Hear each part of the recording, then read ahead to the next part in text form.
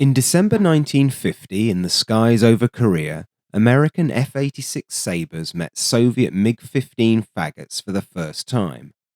Their battles arguably define the way in which we see the air war over the peninsula to this day.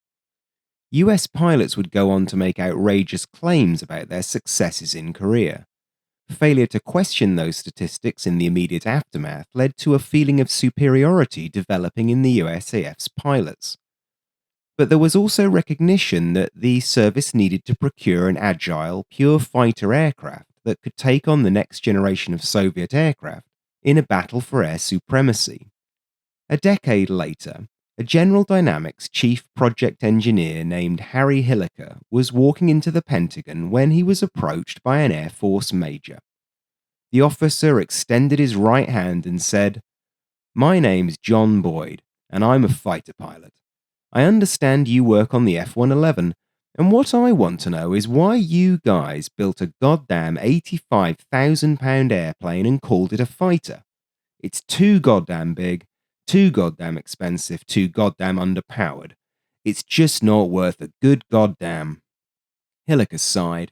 He was used to fighter pilots, but this one was even more abrasive than the average. Little did he know that this meeting would change the course of his career and his opinions on what made a fighter. Boyd was many things, but he was clearly right about the facts in this case. Instead of the agile dogfighter that the pilots had wanted after Korea, they got the F-104 Starfighter. Procured in only small numbers, the F-104 overemphasized climb rate and raw speed over maneuverability. It turned like a cement mixer.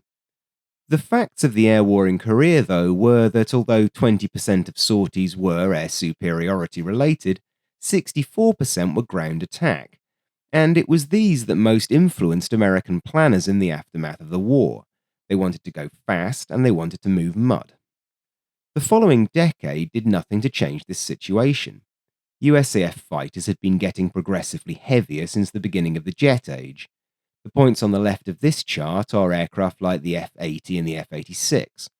On the right, we have the F-4 and the F-111. Although the latter might not be everyone's idea of a fighter, it and the F-105 that preceded it were tax favourites. Increased weight had for the most part come with increased performance. The F-105 and the F-111 in particular were exceptionally fast aircraft, both for their day and in fact to this day. The F-111F remains one of the fastest operational combat aircraft full stop. Although weight had increased, advances in jet engine design meant that power increased faster, leading to a thrust-to-mass line that steadily rose from the 0.33 of the F-80 to 0.73 in the F-4. Overall aircraft size also increased, but wing area could not keep up with the increase in mass, particularly given that wings needed to change in profile to give supersonic aerodynamics. Wing loading thus also progressively increased, with the result that although 1960s US combat aircraft were more accelerative and they climbed faster than their predecessors, their horizontal turning performance got progressively worse both in terms of rate, radius, and energy retention. Boyd demonstrated this in typically subtle fashion by applying his energy maneuverability theory to the F-111 and demonstrating that it was a sitting duck in any dogfight, results that were later borne out in testing against actual Soviet MiGs. The increase in mass was justified in the US doctrine by the need to carry more sophisticated and thus heavier avionics, and the weapons that would enable a fighter to engage a bomber further away from its intended target. As a general rule, air superiority was to be gained by destroying the enemy's air bases and supporting infrastructure rather than by mixing it with enemy fighters. Although the US's European allies generally agreed with this principle, their more restricted budgets and the tighter operational circumstances found in the theatre meant that more traditional fighters remained in demand. As F-86 Sabres wore out, NATO launched a light fighter competition to replace it as a fighter bomber, resulting in the Fiat G91. In the UK, the Folan Gnat offered excellent rate of climb and turning performance in an affordable and easy-to-operate package. Although something like a Gnat could not compete with a Starfighter or F-4 in a high-altitude, high-speed, beyond visual range fight, Up close and at low level, it was a dangerous opponent, and so it would prove when Indian Nats fought Pakistani starfighters. The other advantage these cheaper aircraft had over the US's technology monsters was strength in numbers.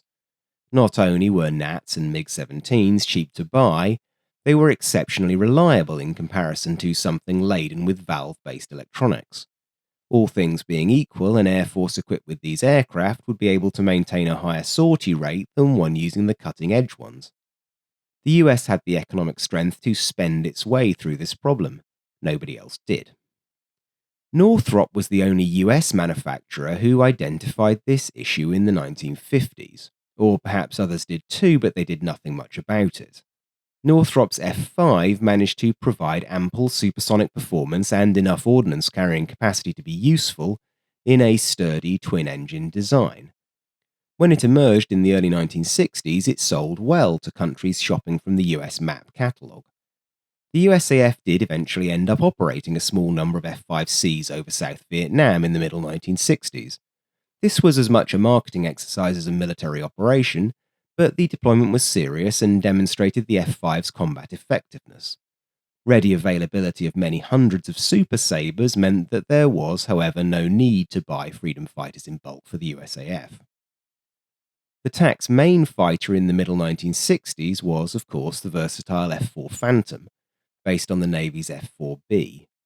The Phantom was intended as a fleet interceptor for an all-out nuclear war to the death with the Soviet Union. That it was able to perform so well in a conflict in which nuking the opponent's airfields was not an option is testament to its versatility. But even so, Boyd had also predicted that the F-4 and F-105 would perform poorly in dogfights with MiGs, and as we know, he'd be proved broadly right about this too. The early days of the Vietnam War revealed the truth of radar and missile performance. It also reminded the military that lawmakers generally don't supply complete freedom of action, hence compromising the effectiveness of weapons designed with the assumption of total, unrestricted warfare. In truth, despite the F-4's versatility, it wasn't overly flexible. The Navy had designed it to carry guided missiles out to a point designated by the fleet's air warfare officers. Although it did have a second crewman, situational awareness from the fared-in cockpit was only average.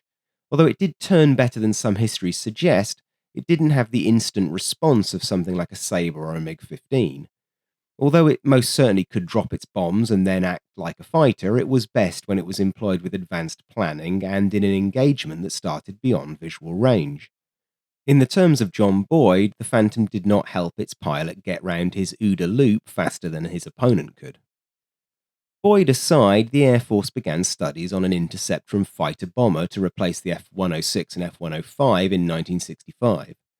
This isn't a video about the FX project, but suffice to say that Navy withdrawal from the F-111B program and at least some acknowledgement of the situation over North Vietnam caused the Air Force to refocus their team on a pure air superiority fighter in 1968.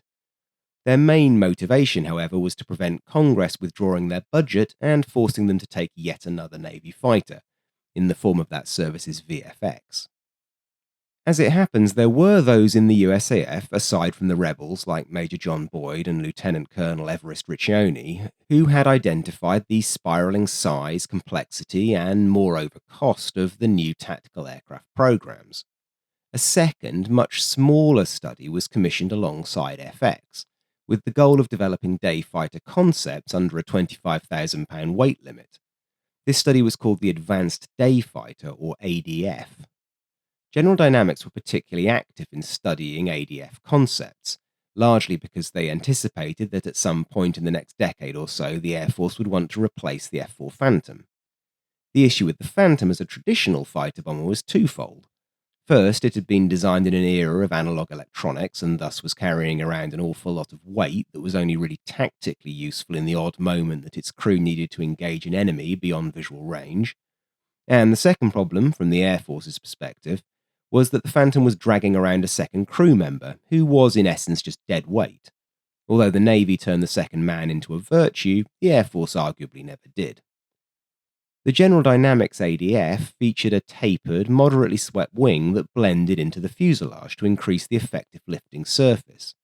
It had a conventional single vertical tail with all moving horizontal tail surfaces. At this stage, it used two small engines in similar fashion to the Freedom Fighter, but instead of one intake per engine, it had a large single intake under the fuselage.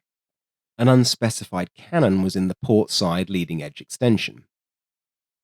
Northrop also got started on an ADF study in 1965.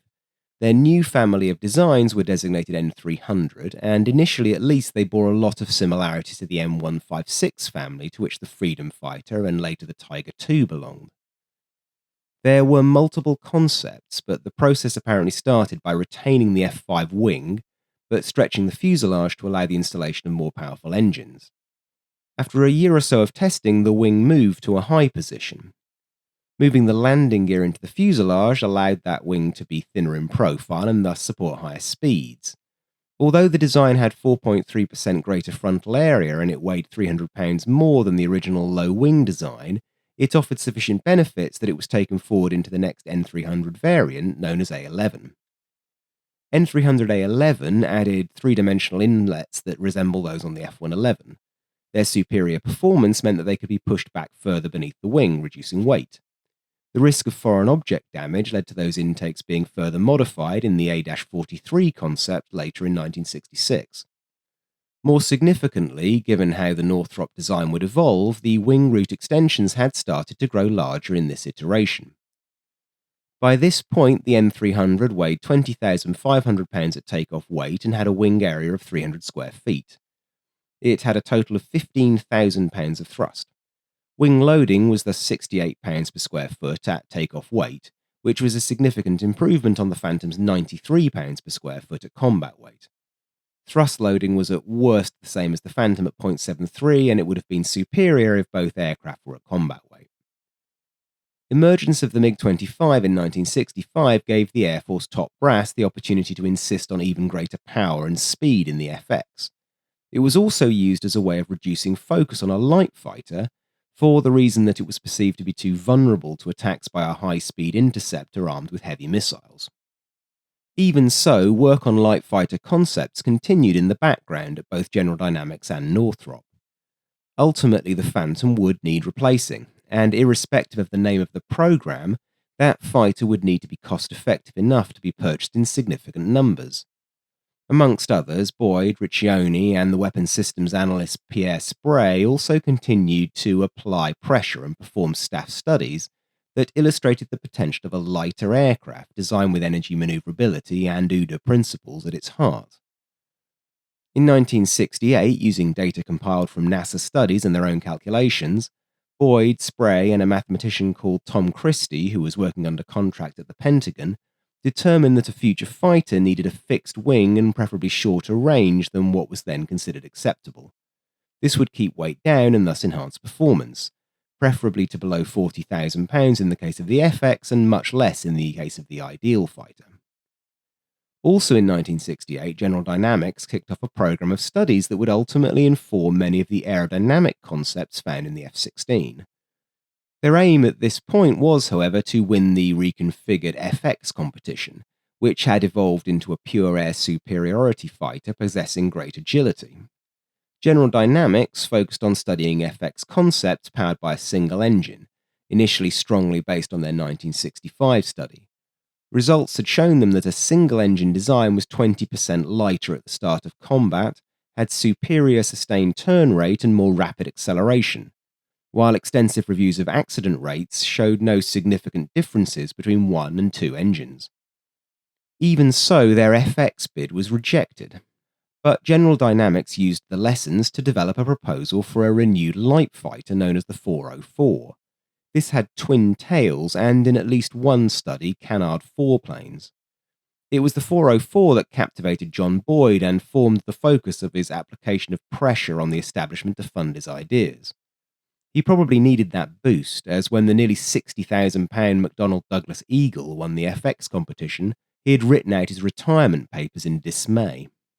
At General Dynamics, 4 separate studies took place that explored intake types and positions, leading and trailing edge control system locations, blended wing and fuselage concepts, and transonic buffeting reduction. Of these, Project Tailormate, conducted with NASA, was probably the most impactful.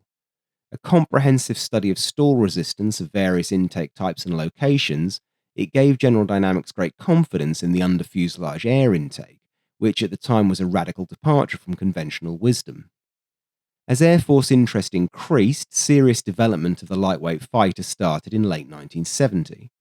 Two basic designs were studied, 785 and 401F. 785 was a very simple and comparatively low-risk design with a conventional separate wing and body and a single vertical tail. 401F was a blended wing and body design with twin vertical tails.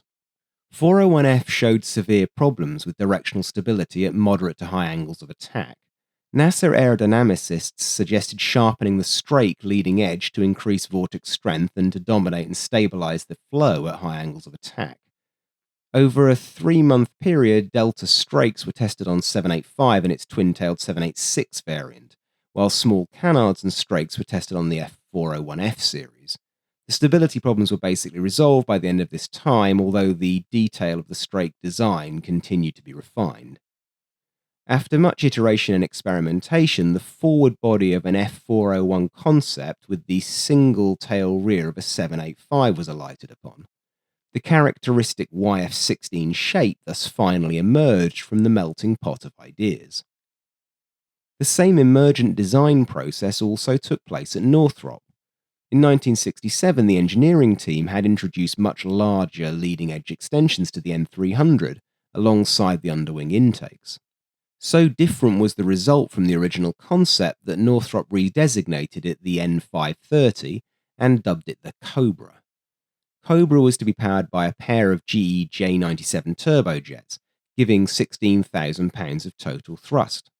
As it evolved, the engines were changed to J1A2s, offering a total of 20,000 pounds of force, and a second vertical fin was added to improve directional stability at high angles of attack. The third iteration in 1969 then canted the fins outwards and moved them forwards in a significant departure from typical designs, which had the fin as far back as possible. The cockpit remained well forwards. The manner in which the leading-edge extensions blended into the wing was also a significant innovation. Northrop referred to it as a hybrid wing, in which the Lurx's smoothed airflow over the wing at very high angles of attack, made possible by the Cobra's combination of high thrust to mass, large wings, and full-span leading-edge slats. The engines were now J1A5s, and thrust was up to 26,000 pounds in total, but these were short-lived as the GE15 turbofans replaced them and power grew to 28,600 pounds total. It would need that power, as in 1969, Northrop had refocused the design concept on a multi-role fighter able to carry up to 16,000 pounds of external stores, in addition to 7,200 pounds of internal fuel, an X-band radar, and a nose-mounted M61 Vulcan. All up, the Cobra weighed 40,000 pounds. Cobra had a higher profile in the run-up to the FXX competition than the other competitors. It was unveiled on January 28, 1971.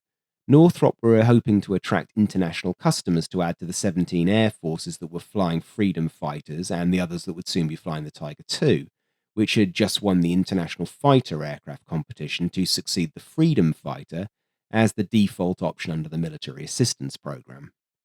They would not have long to wait until the opportunity to show their wares to their own country's military would present itself. In the year following the FX decision, the fighter mafia had succeeded in convincing Deputy Secretary of Defense David Packard of the merits of their viewpoint. Packard had been appointed by the Nixon administration in 1969. He was, of course, one of the founders of Hewlett-Packard. His mission at the DoD was to modernize the way in which systems were designed and procured using resource management techniques he had implemented at HP. Probably the most significant reform he initiated was a reduction in the amount of paper prototyping of new systems. Instead, he wanted the military and its contractors to more rapidly put their ideas into hardware and see what happened. The fighter mafia succeeded in convincing him that the F-15 was just the latest example of the paper projects he believed to be suboptimal. David Packard is an underappreciated hero of both the F-16 and F-18 stories for this reason. Impressive CV, that guy. On August the 25th, 1971, Secretary of Defense Melvin Laird directed the Air Force to establish two competitive lightweight fighter programs. The programs would have no required operational capability statements, meaning that the exact missions that the aircraft were intended to fulfill were undefined. This served to give respondents freedom to experiment with novel technologies, but moreover, it mollified the bomber generals who believed that the Air Force would never procure such an aircraft. General Otto Glasner went on record saying that the Air Force would never ask for the force structure to include lightweight fighters. Sorry, Otto. It was a 21-page document sent to 9 companies. 5 would go on to submit bids for the light fighter competition. These were General Dynamics, Northrop, Boeing, Lockheed, and Vought. The requirement said that the aircraft should be capable of Mach 1.6 and have a maximum weight of 20,000 pounds. Boyd, in particular, wanted a very extreme set of requirements. He wanted a gun, 2 missiles on the wingtips but no other hardpoints, a bubble canopy, ranging radar, no ECM, and power from the new and very promising Pratt & Whitney F-100 turbofan. I've already touched on the General Dynamics Model 401. The final 401-16B showed the benefits of Project TaylorMate, which had resulted in a short chin intake that benefited from the fuselage shielding it from turbulent airflow during high angle of attack maneuvers. As a result of the decision to move away from twin fins, it had the high single fin with a prominent strake at the forward edge of the base. The Sidewinder missiles that initially appeared on underwing pylons near the wingtip moved to the tip itself. Northrop initially intended to submit 2 designs to the competition: the twin-engined P600, which was a further evolution of the P530 Cobra, and the P610, which had a single engine. The latter had been proposed in the middle of 1971.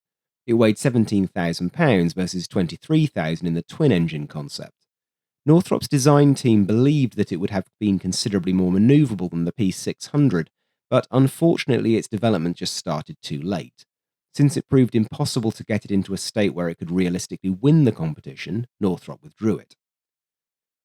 Northrop and General Dynamics' main competition for a lightweight fighter development contract came from Boeing. Boeing had started to develop such a concept in early 1970.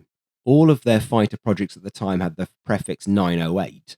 Their first light fighter was the 908-16-2, which is very catchy indeed.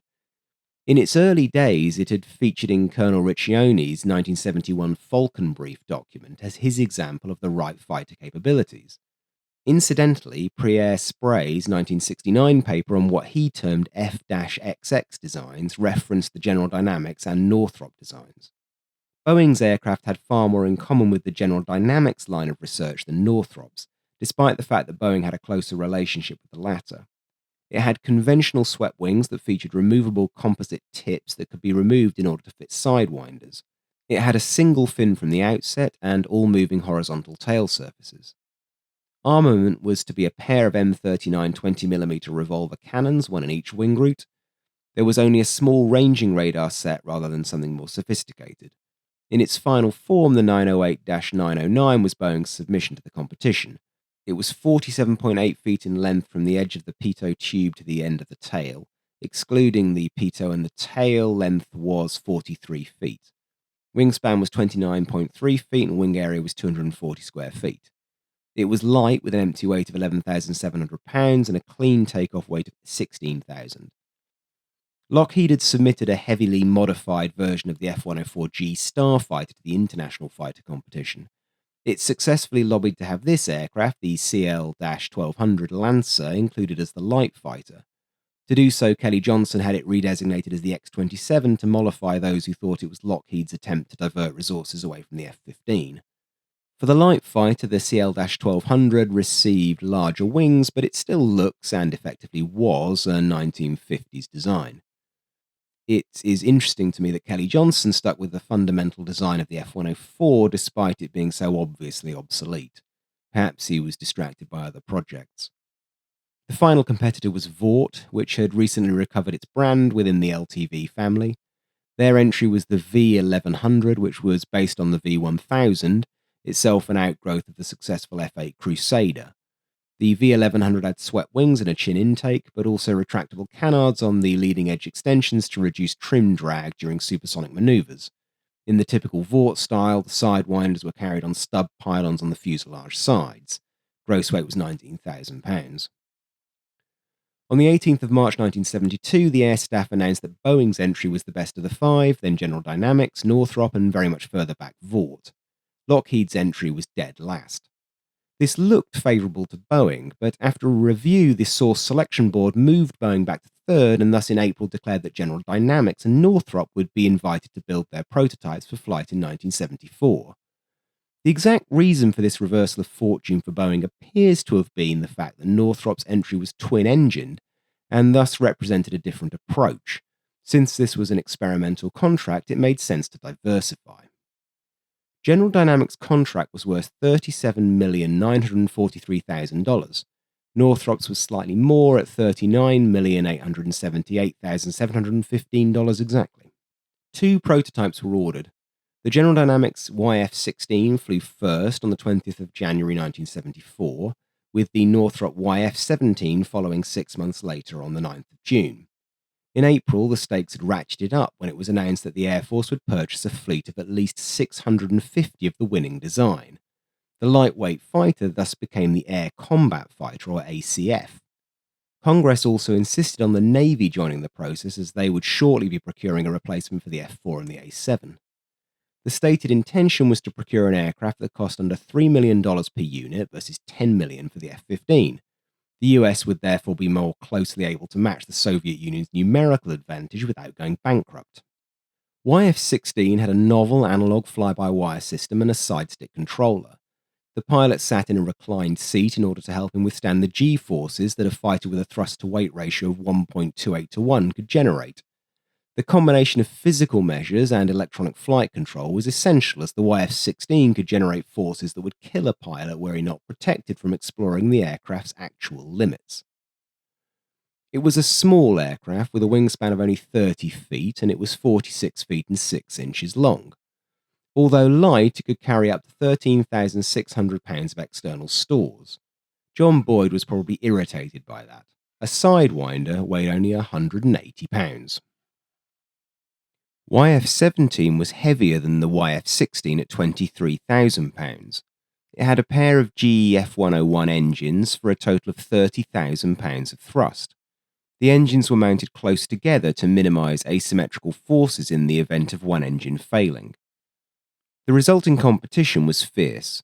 YF-16 and YF-17 went through batteries of tests and air combat trials against everything from F-106 Delta Darts and F-4 Phantoms to Area 51's MiG-17s, MiG-21s, and potentially also a MiG-23. The fighter mafia had ensured that the aircraft would be flown by combat-seasoned fighter pilots as well as test pilots. They were trying to build a combat aircraft, not a paper project with a perfectly mapped flight envelope. Interestingly, the prototypes never engaged the F-15 or the F-14, nor did they directly tussle with each other. Although the tests had initially been intended to last a year, several European countries were in the process of seeking replacements for their F-104 and F-5 fleets. Without an American option in the race, Saab's Viggen and Dassault's Mirage F-1 were the frontrunners. The US wanted export orders, and so it accelerated the competition. Delayed availability of the new F-101 engines delayed the YF-17's entry into the competition proper until December 1973, putting it at a significant disadvantage. Northrop's management pushed their team to do 3 shifts a day, 7 days a week to get the tests completed. The two YF-17s would eventually fly 288 missions.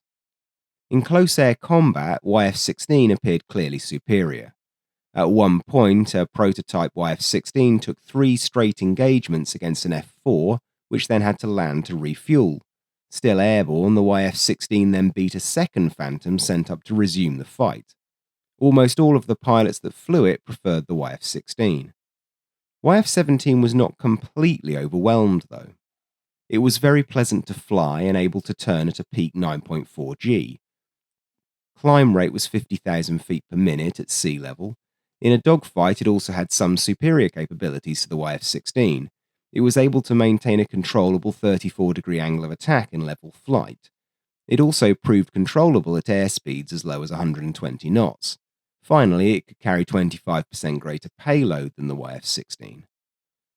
But beyond flight performance, YF-16 also had an advantage in being powered by a single F-100 engine, which was also the motor for the F-15. With two aircraft using the same type of engine, unit costs might go down, logistics and training would be simplified. In the other corner, the YF-17's F-101 engine was unproven, and therefore it added technical risk to the program. YF-16 was $250,000 cheaper than a YF-17 on a per-unit basis as well. Because of the logistical and economic benefits, as well as its superior dogfight performance, the YF-16 was selected as the winner of the ACF program on the 17th of January 1975. Superior performance in this boiled down to better outcomes in subsonic and supersonic combat exercises, greater excess thrust, a higher roll rate, and generally better maneuverability in most flight regimes besides the very low speed. More development over 3 years would be needed to bring the F-16 into operation. When it did, it quickly established itself as the best close-in fighter in the world.